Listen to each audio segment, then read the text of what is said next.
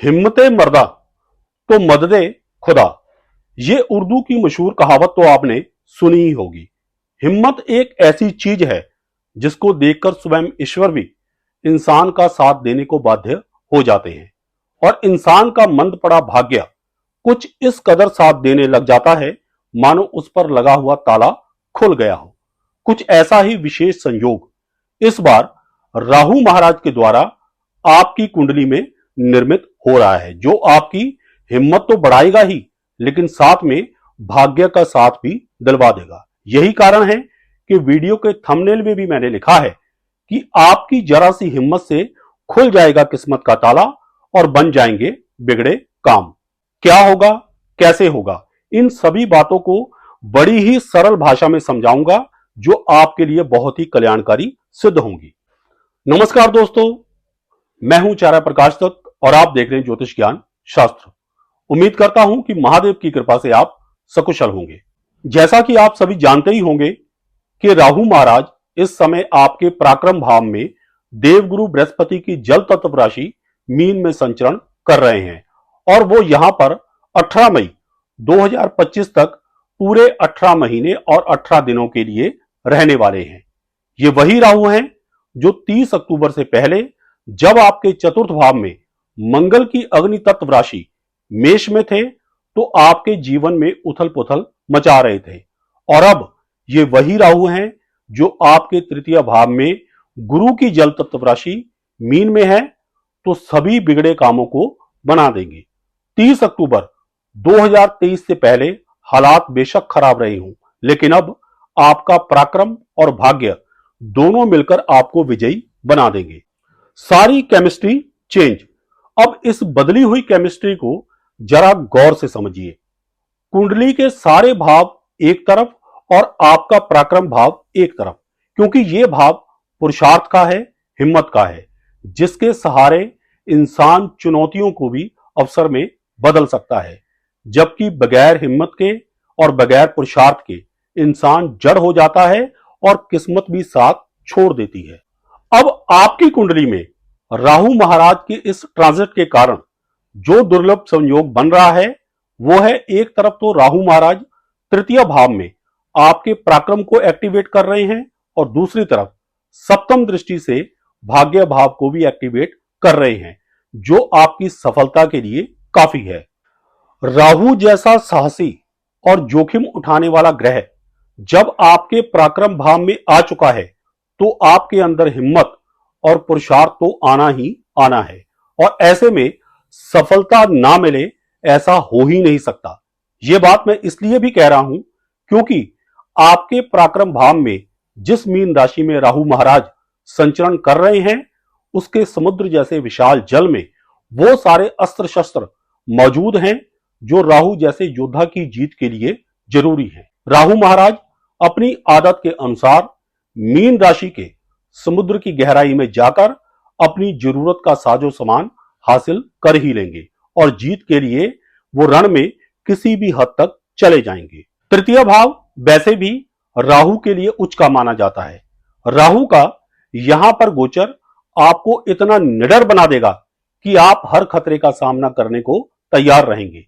नहीं भूलना चाहिए कि एक अमृत की बूंद को हासिल करने के लिए राहु ने अपनी जान की बाजी तक लगा दी थी। यही राहु की विशेषता है जो उसे अन्य ग्रहों से अलग बनाती है।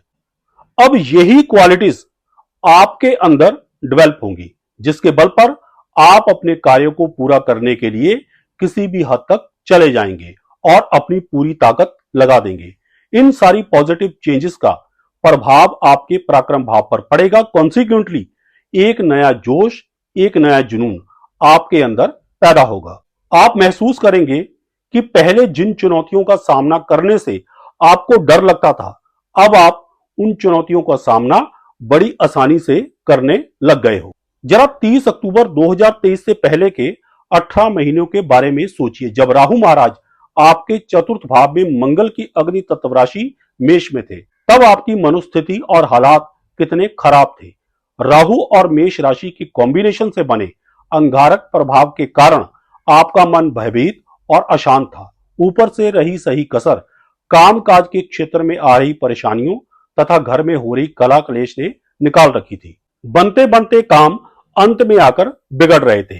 ये वो दौर था जहां चारों तरफ अंधेरा ही अंधेरा था। लेकिन अब क्योंकि आपका चतुर्थ भाव अंगारक दुष्प्रभाव से मुक्त है, इसलिए आपका माइंड स्टेबल रहेगा और घर में भी शांति का माहौल स्थापित होगा, जिसके चलते आप बेहतर परफॉर्म कर पाएंगे। आपका अष्टम भाव भी अंगारक दृष्टि के दुष्प्रभाव से मुक्त हो चुका है, इसलिए अब अंत में आकर फेलियर का सामना नहीं करना पड़ेगा। आप जो भी प्रयत्न करेंगे उसमें आपको सफलता मिलेगी। तृतीय भाव में राहु की मौजूदगी आपको अपनी स्किल के अकॉर्डिंग बल्कि उससे भी कहीं ज्यादा धन लाभ करवा देगी। बस एक बात का ध्यान रखें कि कोई भी डिसीजन लेते वक्त इतनी लंबी सोच विचार मत करें कि मौका आपके हाथ से निकल जाए। तृतीय भाव से हम छोटी मोटी यात्राओं का भी विचार करते हैं, इसलिए तृतीय भाव में संचरण कर रहे राहु महाराज कामकाज के सिलसिले में छोटी मोटी यात्राएं भी करवाते रहेंगे, जिनका आपको काफी लाभ मिलेगा। कोस्टल एरियाज यानी समुद्र के तटीय क्षेत्रों की यात्राएं आपको काफी लाभ दिलवाएंगी। आपकी स्किल में काफी इंप्रूवमेंट होगी, जिसके चलते आपको काफी लाभ मिलेगा। तृतीय भाव से कम्युनिकेशन स्किल यानी बोलने चालने के अंदाज का भी विचार किया जाता है। भेष बदलने में माहिर राहु महाराज आपके बोलने चालने के अंदाज में इतनी महारत पैदा कर देंगे कि आप सामने वाले को बड़ी आसानी से प्रभावित कर सकेंगे। नई जॉब के लिए इंटरव्यू देने वालों को या फिर प्रवचन करने वालों को इस बात का बहुत ही लाभ मिलेगा। जॉब ढूंढने की बात आई है तो लगे हाथ में यह भी बता देता हूं कि तृतीय भाव क्योंकि पंचम भाव का लाभ स्थान होता है, इसलिए नई नई डिग्री लेकर निकले स्टूडेंट्स को मनपसंद जॉब ढूंढने में भी आसानी रहेगी। राहु महाराज अचानक से उनका काम बना देंगे। इसके अलावा प्रेम विवाह में आ रही अड़चने भी दूर होंगी। लेकिन तृतीय भाव में राहु की मौजूदगी भाई के लिए कष्टदायक रहेगी। उनके कामकाज तथा सेहत के ऊपर इसका बुरा प्रभाव पड़ेगा। जहां तक आपकी सेहत का सवाल है तो चेस्ट के ऊपरी भाग में इंफेक्शन का डर बना रहेगा, खास करके फीमेल्स को, इसलिए अपनी सेहत का ध्यान रखें। राहु महाराज की दृष्टियों की बात करें तो सबसे अहम दृष्टि सप्तम है, जो भाग्य भाव पर पड़ रही है, जहां पर उनके मित्र बुध की राशि कन्या पड़ती है। बहुत ही शुभ परिणाम मिलेंगे, भाग्य का पूरा पूरा साथ मिलेगा, किस्मत का बंद ताला खुल जाएगा, बिगड़े हुए काम बनने लगेंगे। जो लोग लंबे समय से विदेश यात्रा के लिए प्रयत्नशील हैं, उनके विदेश यात्रा के अटके हुए काम अब बनने लग जाएंगे। लेकिन स्मरण रहे, मकर राशि या लगन के जो जातक किसी भी कारण से विदेश जाना चाहते हो, उनके काम तो बन जाएंगे, लेकिन असमय, कहने का मतलब आपकी प्लान की हुई तारीख से आगे या पीछे। लेकिन नवम भाव पर सप्तम दृष्टि के कारण पिता की हेल्थ के ऊपर इसका बुरा प्रभाव पड़ेगा, इसलिए उनका ध्यान रखें। जहां तक पंचम दृष्टि का संबंध है तो वो सप्तम भाव पर पड़ रही है। सप्तम भाव के ऊपर नैसर्गिक रूप से शुक्र और बुध का प्रभाव होता है, जो राहु के मित्र ग्रह हैं। डोमेस्टिक लाइफ तकरीबन ठीक चलेगी, शादी ब्याह के काम संपन्न होंगे, डेली सोर्स ऑफ इनकम भी बढ़ेंगे, बिजनेस पार्टनर के साथ भी आपके संबंध सामान्य रहेंगे। बस एक ही माइनस पॉइंट है जिससे आपको सावधान रहना होगा। आपके सप्तम भाव में कर्क राशि पड़ती है, जिसके स्वामी चंद्रमा के साथ राहु की कट्टर दुश्मनी है। कुछ बातों का ध्यान रखें, एक तो किसी की भी निंदा या चुगली ना तो करें और ना ही सुने। दूसरा, अपनी डोमेस्टिक या कमर्शियल लाइफ में मदर की इन्वॉल्वमेंट बिल्कुल भी ना रखें। इन बातों का ध्यान रखेंगे तो आपकी डोमेस्टिक और कमर्शियल लाइफ दोनों ही बिल्कुल ठीक ठाक चलेंगी तथा लिक्विड कैश की भी आपको कमी नहीं होगी। नवम दृष्टि एकादश भाव पर रहेगी, जहां पर राहु के शत्रु मंगल की राशि वृश्चिक पड़ती है। लेकिन राहत की बात यह है कि एकादश भाव के ऊपर नैसर्गिक रूप से शनि तथा देवगुरु बृहस्पति का साम्राज्य होता है, जिसके साथ राहु के संबंध काफी अच्छे हैं। परिणाम काफी आपको अच्छे मिलेंगे, अधूरी इच्छाओं की पूर्ति होगी, धन का लाभ होगा। आप जिस चीज की भी कामना करेंगे राहु महाराज अवश्य पूरी करेंगे। लेकिन ध्यान रहे, आपका संपूर्ण काम त्रिकोण राहु के प्रभाव में रहेगा, इसलिए इन 18 महीने और 18 दिनों में किसी के भी अहित की कामना मत करें, क्योंकि कर्मा सदैव लौटकर वापस आता है। इसके अलावा आपके द्वादश भाव के ऊपर से राहु और मेष राशि का अंगारक दुष्प्रभाव खत्म हो चुका है, इसलिए आपके सभी प्रकार के अननेसेसरी एक्सपेंसेस होने बंद हो जाएंगे, खास करके हॉस्पिटलाइजेशन तथा लिटिगेशन पर होने वाले एक्सपेंसेस। नींद भी अच्छी आएगी तथा आपका माइंड भी रिलैक्स्ड रहेगा। अब अंत में हमेशा की तरह कुछ सावधानियां तथा कुछ उपाय।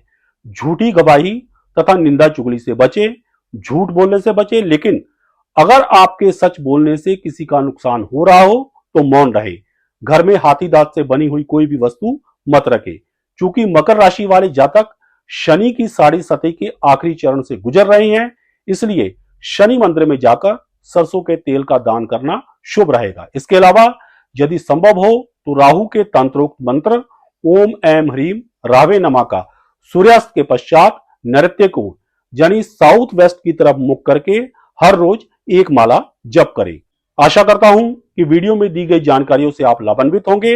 अगर आपको हमारी ये वीडियो पसंद आई हो तो इसे लाइक करें, शेयर करें, हमारे चैनल को सब्सक्राइब करें और साथ में बेल आइकन को दबा दें ताकि हमारी हर नई वीडियो की नोटिफिकेशन आप तक सबसे पहले पहुंचे। सुखी रहें, स्वस्थ रहें, इसी मंगल कामना के साथ जय सिया राम, हर हर महादेव और बोलो श्री हरि विष्णु भगवान की जय।